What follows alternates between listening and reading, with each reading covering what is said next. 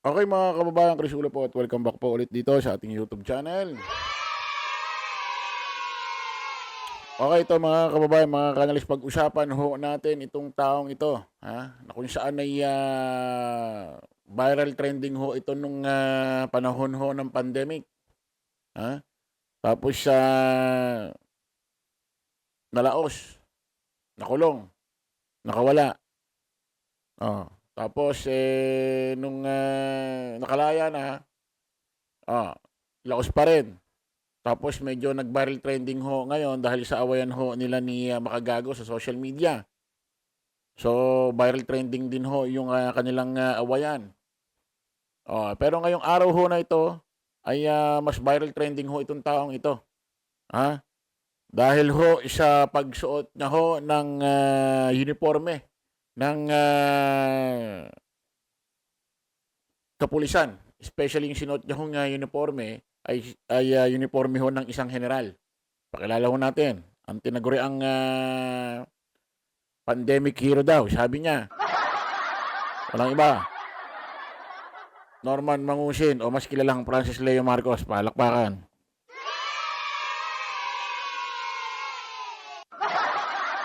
Okay, ito mga kababayan, mga kanilays. Actually, kahapon pa ito eh. Viral trending ho ito si Norman Mangusin, also known as Francis Leo Marcos, dahil meron hong larawan na kung saan ay makikita nyo ay suot-suot niya ho yung uniforme ho ng isang pulis. At ang ranggo daw ay general. Mga kababayan. So, ano ito? Bakit ito kumalat? Bakit ho nabisto itong picture ho na ito? Siya rin. Mga kababayan, siya rin. Ito. Ano sabi niya sa kanyang video? Ano sabi niya? Play natin. Umuwi ka lang ng Pilipinas, Nakakamiss lang. Sinut ko yung sa bahay. Ay, nakakamiss lang.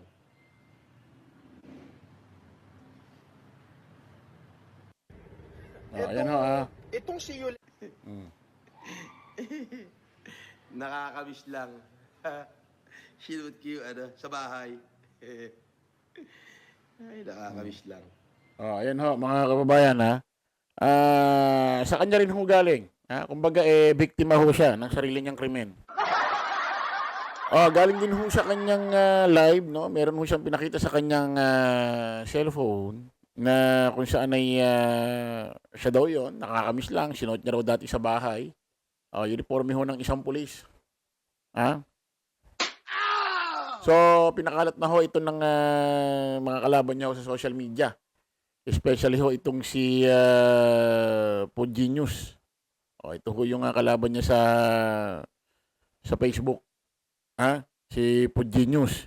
Na kung saan hanggang ngayon ho, controversial, hindi ho malaman kung sino ho yan.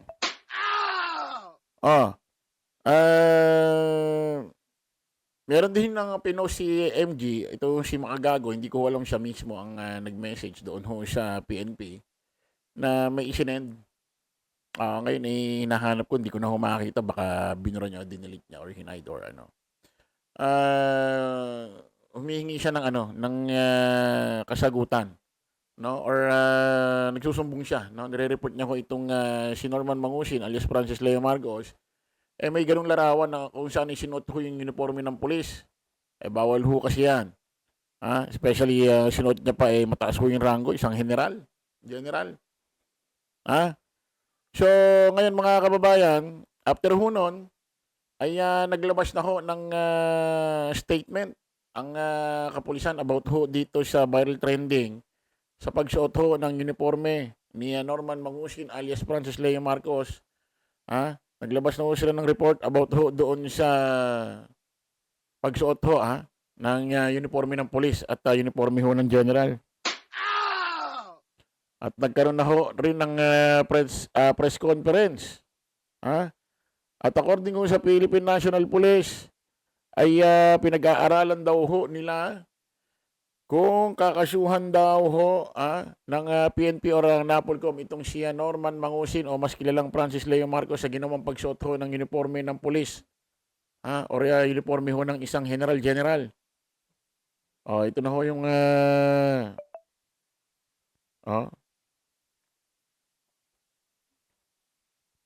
ayun na ho.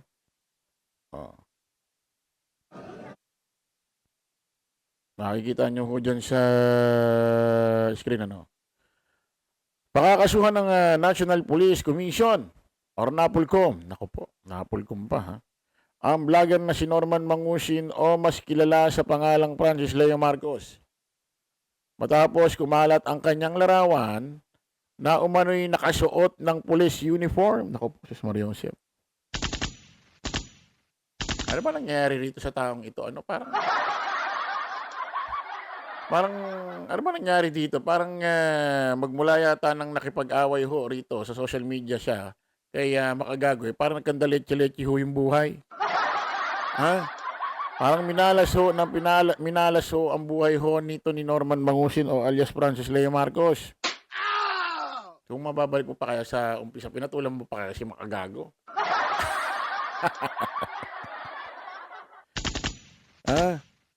Ayan ho, yo. Pakinggan ho natin, mga kababayan. Tutuloy ang sampa ng reklamo ng National Police Commission, katuwang ng Philippine National Police, ang content creator na si Norman Mangusin o mas kilala bilang Francis Leo Marcos. Si Mangusin ang content creator na nag-viral sa social media dahil sa hindi otorisadong pagsusuot ng uniforme ng pulis at di umano'y pagmumura at paghamon ng suntukan sa isang police official. Sa isang pahayag, sinabi ni NAPOLCOM Vice Chairperson Rafael Calinisan na inatasan na niya ang Legal Affairs Service at ang Inspection Monitoring and Investigation Service na makipag-ugnayan sa PNP at magsampa ng kaukulang reklamo. Iginit ni Calinisan na nauna na silang nagbigay ng babala sa sino mang gumagamit sa uniforme ng pulis bilang costume o ginagamit sa katatawanan.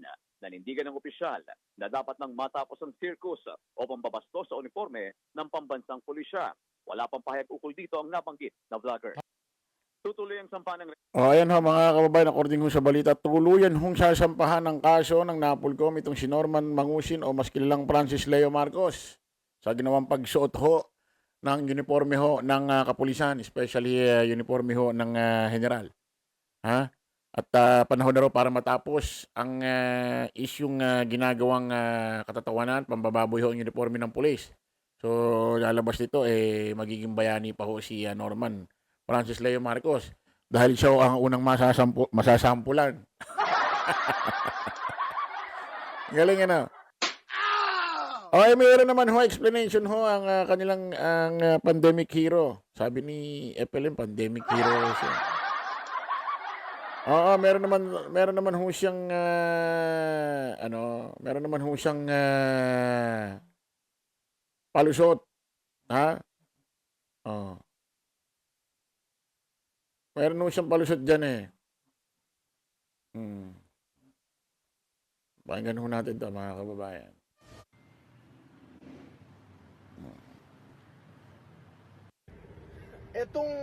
Itong si Yulen Budol-Budol, o also known as a friend of Food Genius.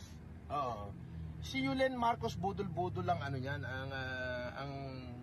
ang admin yan. Budol-Budol yan, mag-iingat po kayo. Ngayon, meron tong nilabas na picture ko kuno. Ayan na. Picture ko kuno. Itinabi pa yung picture ko din do sa regional director ng region to, si General Maralag. Bakit nyo laging idinidikit ang pagmumukha ko dyan sa lintik na general na yan? Putang ina, since 2023, kaaway ko na yan Oo, totoo, dati kaibigan ko. Pero ngayon kaaway ko yan, tsaka wag nyo idinidikit ang pangalan ko dyan. Unang-una, wala akong pakialam dyan sa general na yan. Kalaban ko yan gusto mo, hamunin mo, suntukan kaming dalawa, pwede lang ako dyan. Huwag nyo idinidikit ang pangalan ko dyan dahil hindi ko kailangan ng polis. Para maging maayos ang buhay ko. Mga tratado to. Ikaw, Prince of Food Genius, ikaw Yulen Budol, umuwi ka lang ng Pilipinas, babalatan kita. Lahat na dinamay nyo na. Si SU, Marrojas, ano pa ba? Manny Pacquiao. Lahat na, pinagdadamay nyo na. Ngayon, dinidikit nyo yung Tanga, anong pinagdadamay nila? Ikaw nagdamay dyan, ikaw nagbanggit sa kanila eh. Binanggit mo si Manny Pacquiao, may utang daw siya, sabi mo may utang siya sa'yo. Oh, kaya nadamay si Maroja, sabi mo si Corina Sanchez, binibigyan mong pera. Oh, ikaw nagdamay. Binabalik lang nila sa'yo. Inuungkat lang, kinukwento lang nila sa'yo yung mga pinagsasabi mo dati. Tataon na ba to? Parang diswak yung way ng pananalita, opinion sa kanyang edad, ano? Tuloy natin. pangalan ko dyan sa kay Tony, kay Marallag. Hindi ko naman kailangan yan. Actually, 2023 pa lang, kaaway ko na yan eh. Oo. Di ba? Huwag nyo ididikit ang pangalan ko dyan. Dahil ayoko mabahiran ng kapulisan yung pagkatao ko. Tatandaan mo yan. Kaaway ko na yan eh. 2023 pa lang eh. Tapos panayan dikit nyo sa... Ilayo nyo yung pagmumukha niya sa pagmumukha ko. Okay? Mas pogi ako dyan. Parang may something, ano? Parang may halong acting, ano? Parang sinasabi niya lang ho ito, mga kababayan, para hindi humadamay yung pulis na binabanggit niya sa kanya. Ha? Oo, kasi ano eh, meron mga ipinopost ho ito sila Pudgy News na ano na oo. Oo. Ayun oo. May mga picture yung pinakikita. Tony, wag niyo, Police Brigadier General Antonio P. Maralag Jr., Regional Director PRO2. Tony, wag nyo kaming dramahan. Kunyari nag-aaway kayo ng amo mong si Norman Mangusin. It's all scripted. Ayan sabi. Nako, kawawa naman tong general na to. Madadamay pa siya mga issue-issue dahil huri ito kay Norman Mangusin. Ano? Madadamay pa yung pulis na walang ginagawa. Dahil lang ho sa larawan na isinuhuto ni Norman Mangusin alias Francis Leo Marcos. May sinasabi si Norman Mangusin. Tingnan natin. Chris Cool. Hindi, ito yun.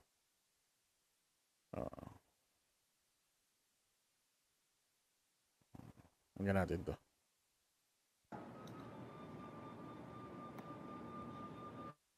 Yan lang ang kaya nyong gawin.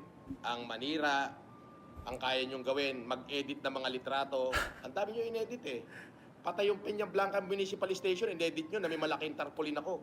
Tapos inedit nyo rin yung yung nakasuot ako ng pang Navy.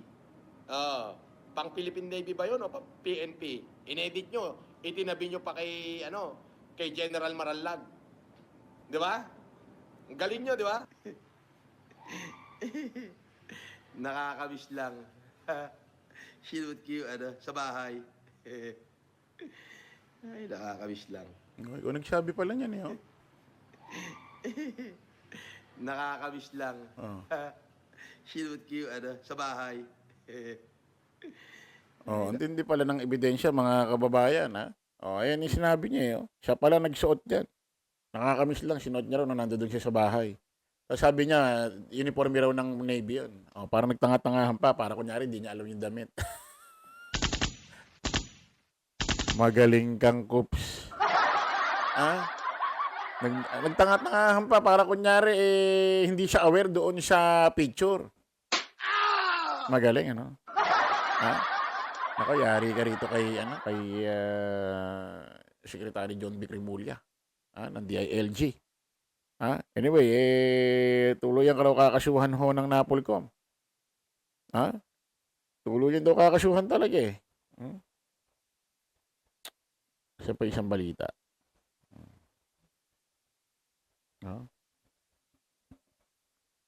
Sa isang pahayagi, giniit naman ni Mangusin na edited ang kumalat na larawan. Noong Edited. 2019 pa raw ito at natuwa lang daw siyang makita kung ano ang kanyang magiging itsura sakaling maging isa siyang pulis. Nagsorry si Mangusin at handa raw siyang sagutin ang paratang laban sa kanya. Mga kapatid, Cheryl Cos, Ulitin natin. Mukha bang edit? Mukha bang edit yun? magsasampa ng reklamo ang Napolcom laban sa content creator na si Norman Mangusin o mas kilala bilang Francis Leo Marcos dahil yan sa pagsusuot niya ng police uniform.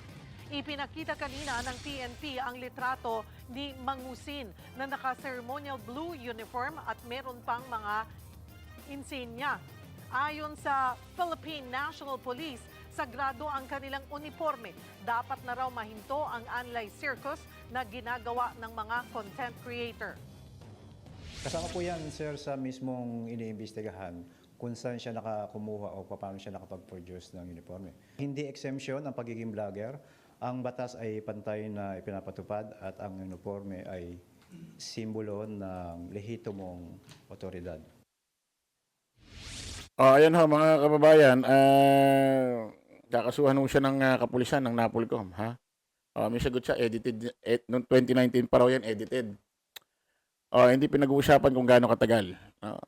Ang issue rito, ginawa mo, sinuot mo. Pero sagot niya, edited daw. Malalaman naman sa investigasyon yan. At may kakayahan naman ho ang Philippine National Police, mga kababayan, mga kanyalays, kung merong edited dun sa larawan na yon. Grabe namang edited ng yung picture na yun, kumpletong-kumpleto yung mga pare-parnalya ng mga uniforme ng pulis. Anyway, iba naman ho yung sagot sa social media, mga kababayan. Iba naman ho yung sagot sa investigasyon sa korte. Siguradong yung mga ganyan sagot ho ni Norman Mangusin alias Francis Leo Marcos, pang social media lang yan. Iba ho doon sa reality ng investigasyon. So, lolokohin niya lang yung sarili niya. Okay, kita-kita ulit tayo sa panibagong vlog. Bye-bye po.